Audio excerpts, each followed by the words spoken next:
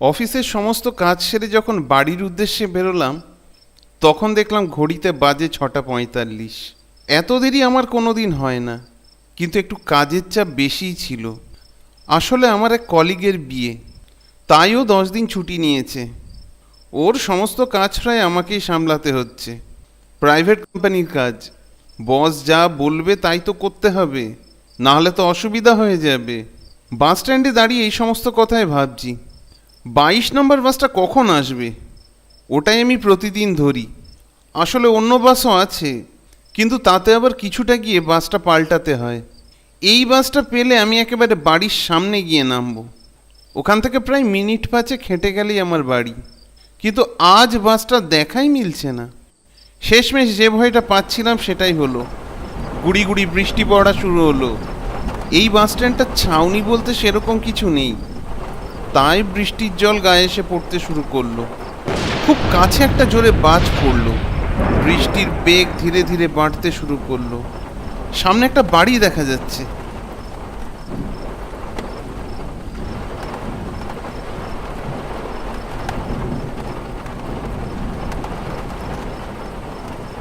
দৌড়ে গিয়ে বাড়িটার শেডের নিচে দাঁড়ালাম। বৃষ্টি না থামা পর্যন্ত অপেক্ষা করতে হবে।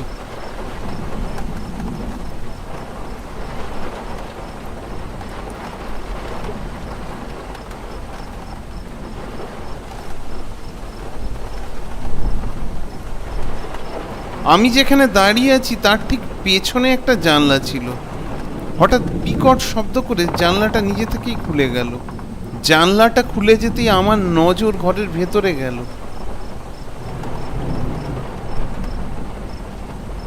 দেখলাম ঘরের মধ্যে বিছানায় সাদা চাদর গায়ে দিয়ে একটা মেয়ে শুয়ে আছে। বলা যায় প্রায় একেবারে ঘুমিয়েই আছে। ঘরের ভেতরে টেবিলের ওপর টিম টিম করে একটা মোমবাতি জ্বলছে। মোমবাতির আলোয় যতটুকু দেখা যাচ্ছে তাতে মেয়েটার মুখ খুব স্পষ্টভাবে বোঝা যাচ্ছিল না। হঠাৎ একটা বিপদ ঘটিয়ে ফেললাম। এমন জোরে একটা হাঁচি দিলাম যার শব্দে মেয়েটার ঘুম ভেঙে গেল। মেয়েটা চোখ মেলে আমার দিকে তাকালো। এবার আমি কি করব বুঝতে পারছি না। এই সন্ধ্যাবেলায় অচেনা জায়গায় একটা মেয়েকে জানলা দিয়ে উঁকি মেরে দেখছি। মেয়েটা যদি চিৎকার করে, লোক জড়ো করে, তখন কি হবে? আমি একটু মিনতির স্বরে বললাম, দেখুন আপনি যা ভাবছেন তা নয়। আমি আসলে বৃষ্টিতে কোথাও দাঁড়াবার জায়গা না পেয়ে এখানে এসে দাঁড়িয়েছি। বৃষ্টি থামলে আমি এক্ষুনি চলে যাব। মেয়েটা আমার দিকে তখনও যেভাবে তাকিয়েছিল এখনও ঠিক একইভাবে তাকিয়ে আছে। আশ্চর্য ব্যাপার, কোনো উত্তর দেবে না নাকি? মেয়েটা আবার পাগল নয় তো, চোখে দেখতে পায় তো। এরই মধ্যে দেখলাম আমার বাস চলে এসেছে, তাই দেরি না করে দৌড়ে গিয়ে বাসে উঠে পড়লাম।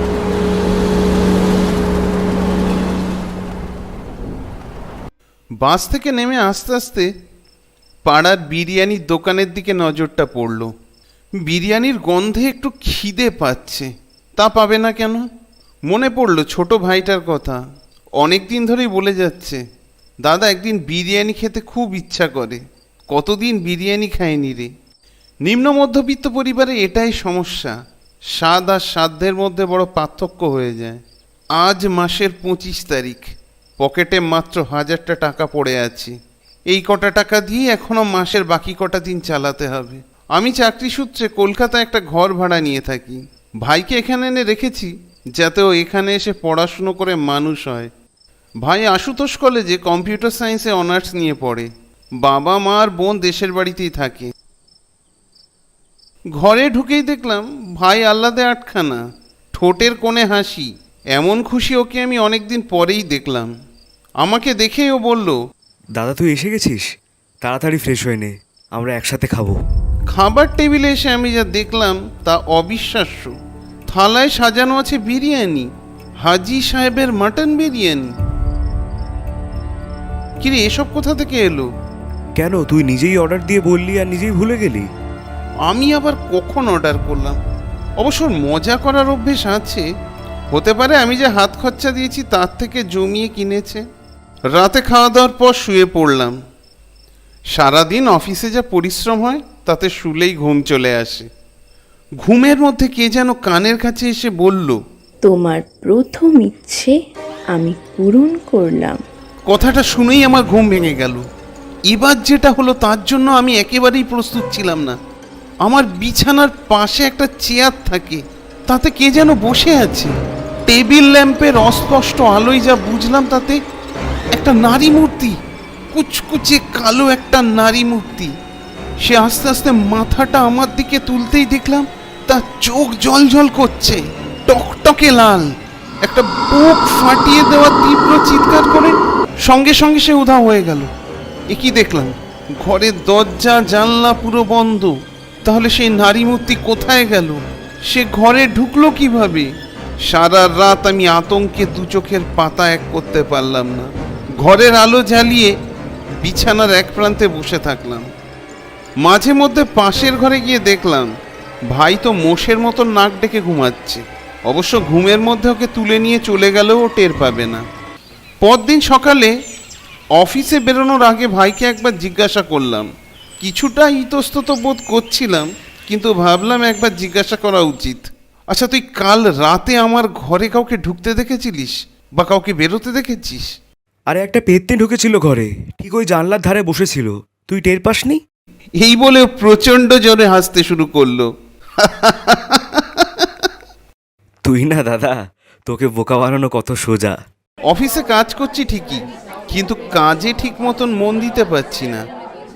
রাজেশ আমার হাবভাব দেখে একটু বুঝতে পারলো। আস্তে করে আমার পাশে এসে বসলো। কিরে, কোনো সমস্যা হয়েছে নাকি রে? আমি আর চেপে রাখতে পারলাম না। আমি সমস্ত ঘটনাটা ওকে বললাম। সমস্ত কিছু শুনেও বলল, মনে হচ্ছে তোর হ্যালুসিনেশন হচ্ছে। হ্যালুসিনেশন? আরে হ্যাঁ, অতিরিক্ত হরর মুভি দেখার ফল এসব। মনে পড়লো দুদিন আগে একটা হরর মুভিতে ঠিক এই রকম একটা সিন দেখেছিলাম। তারই প্রভাব এটা। মনটা একটু হালকা হলো, না হলে যা ভয়টা পেয়েছিলাম। অফিস ছুটির পর বাস স্ট্যান্ডে দাঁড়িয়ে আছি। হঠাৎ সামনের দিকে চোখ পড়ায় মনে পড়লো গত রাতের ঘটনার কথা। কিন্তু এ কি, এখানে তো কোনো বাড়িই নেই। তাহলে কাল রাতে আমি কোথায় এসে দাঁড়িয়েছিলাম? আমি যে মেয়েটাকে জলজ্যান্ত দেখলাম সেই ঘরের মধ্যে বিছানায় শুয়ে আছে, সত্যি সত্যি এখানে কোনো বাড়ি নেই। আজ আমি অফিস থেকে একটুখানি আগে ফিরেছি। ভাই এখনো টিউশন থেকে ফেরেনি। হঠাৎ পেছন থেকে সেই কালকের মতন কণ্ঠস্বর আবার ভেসে আসলো। ধরে রেখেছে। হঠাৎ কলিং বেলটা বেজে উঠল। আমি যেন সেই পিশাচিনীর হাতের থেকে রক্ষা পেলাম। দৌড়ে গিয়ে দরজাটা খুললাম। আমার সারা শরীর বেয়ে টপ টপ করে ঘাম পড়ছে এই প্রচণ্ড ঠান্ডার মধ্যেও। আমাকে দেখে ভাই বলল, কি হয়েছে রে, তুই ঠিক আছিস তো? আমি আর কিছু বলার সুযোগ পেলাম না, কারণ ওকে বলাটা উচিত হবে না। ছেলে মানুষ, ভয় পেয়ে যাবে। সেদিন অফিসে স্যালারি দেওয়া হচ্ছে। আগেকার মতন এখন আর হাতে টাকা দেওয়া হয় না। সেটা একটা বেশ মজার দিন ছিল। এখন স্যালারি ডাইরেক্ট ব্যাংক অ্যাকাউন্টে ট্রান্সফার হয়। মনে মনে ভাবছি, যদি আমি ম্যানেজার হতাম, যদি একটা প্রমোশন আমার হতো, তাহলে স্যালারি তো অনেকটাই বাড়তো। রোহিত আমারই কলিগ, ও আমার পাশেই দাঁড়িয়েছিল। তুই দাঁড়া, আমি একটা কোল্ড ড্রিঙ্কস নিয়ে আসছি। এই বলে ও রাস্তা পেরিয়ে ও ফুটে যাবে কোল্ড ড্রিঙ্কস আনতে। যেই রাস্তা পেরিয়ে ওই ফুটে যাবে, সঙ্গে সঙ্গে একটা গাড়ি এসে ওকে উড়িয়ে দিয়ে চলে গেল। গাড়ির ধাক্কায় ওর শরীরটা ছিটকে অনেক দূরে চলে গেল। আমার সামনে ছটফট করতে করতে ওর শরীরটা একসময় পাথরের মতন হয়ে গেল। আমরা ওকে নিয়ে হাসপাতালে গেলাম, কিন্তু ডাক্তারের কাছে যা শুনলাম, ও ঘটনাস্থলেই মারা যায়। ডাক্তার এসে আমাদের বললেন, sorry, he is no more. বাড়ি ফিরে চুপচাপ বসে আছি। মনটা খুব খারাপ। বন্ধুদের মধ্যে কাটানো কিছু মুহূর্ত মনে করছি। বসের ফোন। আচ্ছা অপূর্ব, তোমাকে একটা কথা জানানোর জন্য ফোন করলাম। হ্যাঁ স্যার, বলুন। আসলে রোহিতের ওপর তো তুমি জানোই পুরো ব্রাঞ্চের দায়িত্বটা দেওয়া ছিল। আর রোহিতের পরে তুমি তো আমার এই ব্রাঞ্চের সবচেয়ে এক্সপিরিয়েন্সড। তাই ম্যানেজার পোস্টে এবার আমি তোমাকেই প্রমোট করলাম। কাল থেকে এসে তুমি ম্যানেজারের দায়িত্বটা নিয়ে নিও। তার মানে ইনডাইরেক্টলি প্রমোশন। বস ফোন রাখতেই আমি আবার সেই ভয়ঙ্কর হাসির শব্দ শুনতে পেলাম। কে যেন কানের কাছে এসে বলল, তোমার আরও একটা ইচ্ছে আমি পূরণ করলাম। এবার আমার স্পষ্ট মনে পড়ল, ঠিক যখন রোহিতের অ্যাক্সিডেন্ট হয় তখন তো আমি প্রমোশনের কথাই ভাবছিলাম। তার মানে আমি যা ভাববো, আমি যা চাইবো তাই হবে। আমি চিৎকার করে বললাম, আমি প্রমোশন চেয়েছি, কিন্তু তার মানে আমার বন্ধুর মৃত্যু চাইনি, এটা অন্যায়। পিশাচিনী উত্তর দিল, আমিও তো ন্যায় অন্যায় বুঝি না। আমি ঘুমিয়েছিলাম, তুমি আমাকে ডেকে তুলেছ। আমার কাজ তোমার সমস্ত ইচ্ছে পূরণ করা।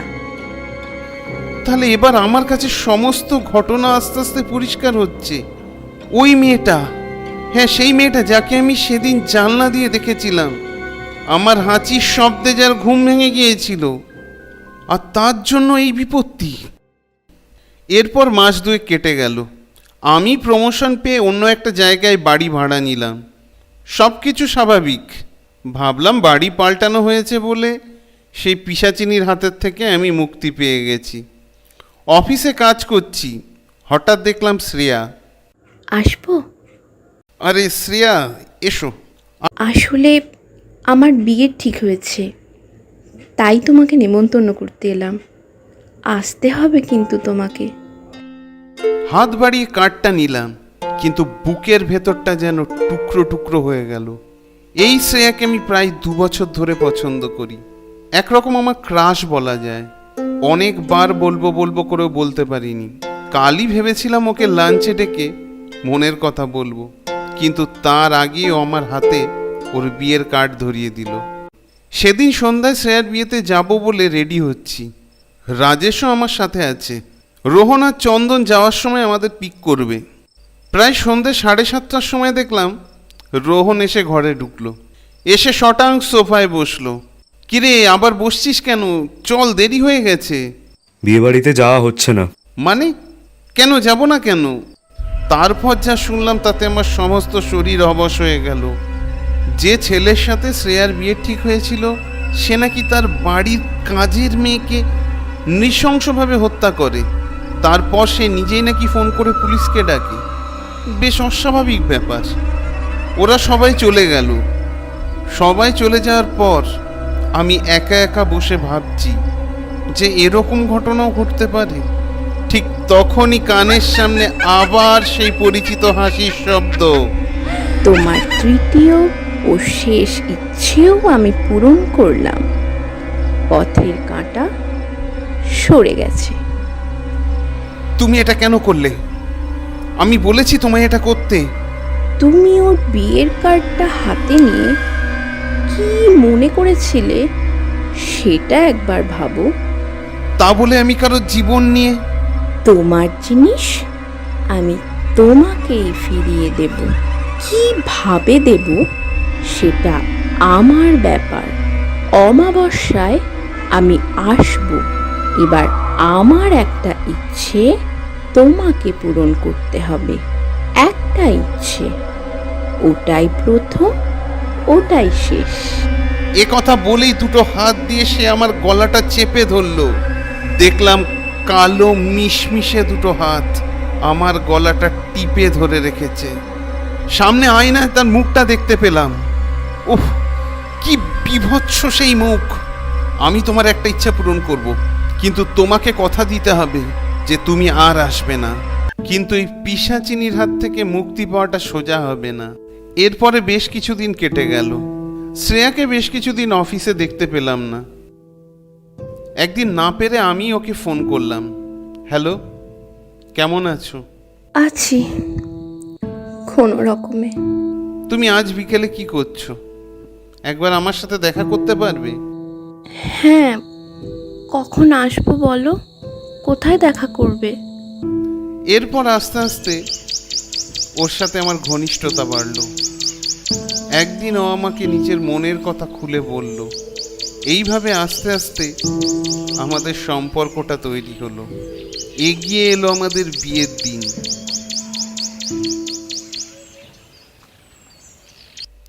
কিন্তু বিপদ যা ঘটার তা তো ঘটবেই। ঠিক 2 দিন আগে সেই পিশাচিনী আবার হাজির।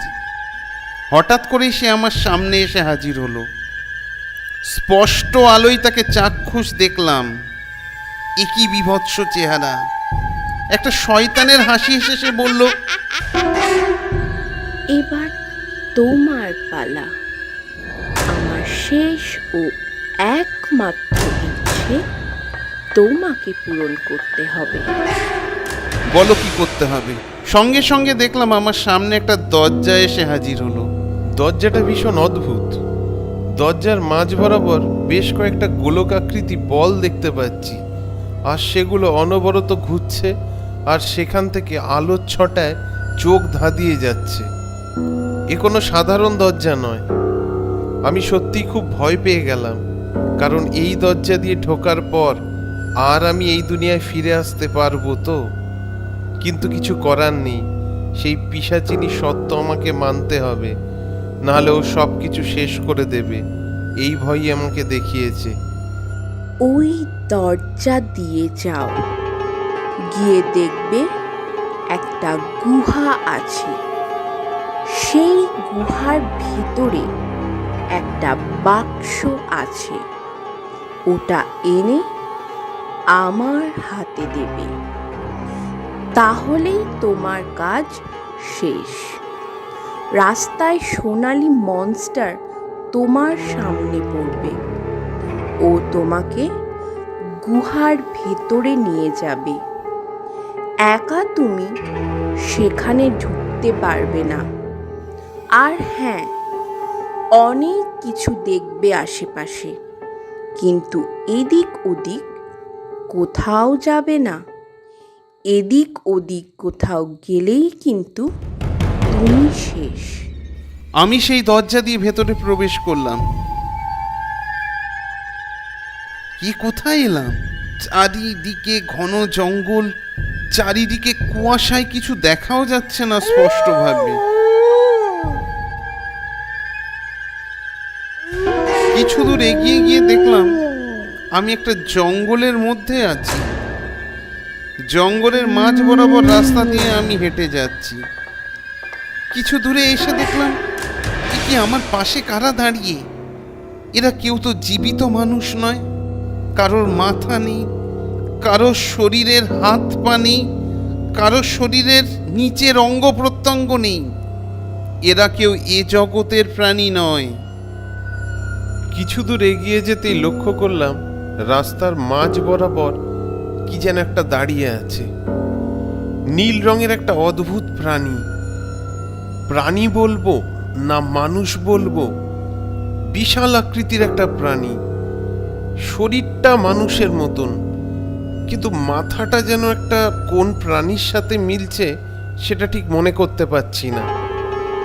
এটাই হয়তো সেই মনস্টার যার কথা সেই পিশাচিনী আমাকে বলেছিল, কিন্তু বলেছিল সোনালি মনস্টার। অবশ্য হাতে একটু সোনালি আভা আছে, সেই জন্যই কি এর নাম সোনালি মনস্টার। সে আমাকে হাত দিয়ে ইশারা করে গুহার মধ্যে ঢুকতে বলল। গুহার ভেতরে ঢুকে দেখলাম ভেতরে ঘুটঘুটি অন্ধকার, কিছুই দেখা যাচ্ছে না। তখনই পেছন থেকে একটা শব্দ শুনতে পেলাম, এগিয়ে যাও, সামনে আলো আছে। এখানে দাঁড়িয়ে থাকার মানে মৃত্যু ছাড়া আর কিছু নয়। কথাটা শোনার সাথে সাথেই আমার সমস্ত শরীরের রক্ত যেন জমাট বেঁধে গেল। তবে এটুকু নিজের মনকে সান্ত্বনা দিলাম যে এখনই আমার কোনো ক্ষতি হবে না। যা বলছে তাই শুনে চলি। আসলে ওই পিশাচিনী বাক্সটা হাতে না পাওয়া পর্যন্ত আমার কিছু ক্ষতি করবে না, কারণ এই বাক্সটাই ওর দরকার। কি আছে ওই বাক্সর মধ্যে আমি জানি, কিন্তু সেটা আপনাদের আমি একটু পরে বলবো। সত্যি সত্যি কিছু দূর এগিয়ে যেতে লক্ষ্য করলাম গুহার মধ্যে কয়েকটা মশাল জ্বলছে, কিন্তু সেই মশালের আলো যথেষ্ট নয় গুহাটাকে পুরো আলোকিত করার জন্য। তাই উপায় না দেখে একটা মশাল হাতে তুলে নিলাম। মশালটা নিয়ে ধীরে ধীরে আমি গুহার মধ্যে এগিয়ে চলেছি। মাঝে মধ্যে কোনো কোনো জায়গায় পায়ে হোঁচট খাচ্ছি। মশালের আলোটা নিচের দিকে ফেলে দেখলাম, এ কি, গুহার মধ্যে পড়ে আছে অসংখ্য নরকঙ্কাল। আরো কিছুটা দূরে দেখলাম কিছু মানুষের পচা গলা মৃতদেহ পড়ে আছে। এমন পরিস্থিতির মধ্যে আমি আগে কখনো পড়িনি। এরকম জায়গায় এসে পড়বো আমি এটাও কখনো ভাবতে পারিনি। কিন্তু আমাকে সাহস করে সামনের দিকে এগিয়ে যেতে হবে, সেই বাক্সটা নিতে হবে। কিছু দূর এগিয়ে গিয়ে লক্ষ্য করলাম একটা নারী মূর্তি, একটা অদ্ভুত নারী মূর্তি, যা আগে কখনো দেখিনি। হতে পারে ইনি এখানকার আরাধ্য দেবী। শয়তানদের দেবী বোধহয় এরকমই হয়। এবার একটু আগের ঘটনায় ফিরে যাই। পিশাচিনী আমাকে কাউকে বলার সুযোগ দেয়নি, তাই আমি হোয়াটসঅ্যাপে শুরু থেকে আমার সাথে যা যা ঘটেছে সব কিছু আমি শ্রেয়াকে মেসেজ করে দিয়েছি। যখন আমি ওই দরজার ভেতর ঢুকি তার আগে আমার ফোন কল করা ছিল শ্রেয়াকে, সেই কলটা এখনো কানেক্ট আছে। ও একজন ফাদারের সাথে যোগাযোগ করে যা আমাকে জানিয়েছিল তাতে এই রকম ব্যাপারটা, ওই পিশাচিনী কোনো এক অভিশাপে বহুদিন ঘুমিয়েছিল। আমি ওর দিকে তাকানোই ওর ঘুম ভেঙে যায়, আর ঘুম ভেঙে যাওয়ার পরেই ওর শরীরটা চায়। কোনো জীবিত মানুষের শরীরেও প্রবেশ করতে চায়, কিন্তু ওর প্রাণ যেখানে বন্দি আছে সেই প্রাণটাকে তো ছাড়াতে হবে। এই বাক্সে আছে ওই পিশাচিনীর প্রাণ। ওটা ওর হাতে দিলে ও আমাকে শেষ করে দেবে, আর ওর আত্মা আবার শরীর ধারণ করবে। এইভাবে সাধারণ মানুষের মধ্যে মিশে গিয়ে ও আবার মানুষকে শেষ করা শুরু করবে। এই ভয়ঙ্কর প্রাণীটিকে ছাড়া কিছুতেই সম্ভব নয়। এরই মধ্যে ঘরের দরজা খুলে ঢুকে পড়ল শ্রেয়া। ওটা ওকে দিও না, দিলে ও আরো শক্তিশালী হয়ে যাবে, ও মানুষের ক্ষতি করবে। সঙ্গে সঙ্গে পিশাচিনী আমার দিকে তাকিয়ে বলল, তুই যদি না দিস তাহলে আমি ওকে এক্ষুনি শেষ করে দেব। সঙ্গে সঙ্গে পিশাচিনী একটা ধারালো ছোরা নিয়ে গেঁথে দিল শ্রেয়ার পেটে। শ্রেয়া! সঙ্গে সঙ্গে আমি ওই বাক্সটায় আগুন ধরিয়ে দিলাম। মুহূর্তের মধ্যে সেই পিশাচিনী ছটফট করতে করতে শেষ হয়ে গেল। ওর শরীর থেকে একটা আলোর রশ্মি বেরিয়ে গেল, তার জায়গায় একটা কঙ্কাল পড়ে থাকলো।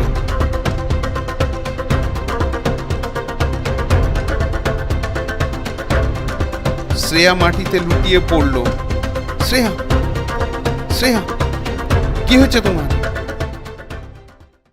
হসপিটালের বেডে শুয়ে শ্রেয়া যখন চোখ খুলল তখন আমি ওর পাশে। ভয় পেও না, আমি আছি তোমার সাথে। আজ তুমি না থাকলে আমি হয়তো ওই পিশাচিনীর হাতের থেকে মুক্তি পেতাম না। ওকে চিরকালের মতন শেষ করে দিয়েছি।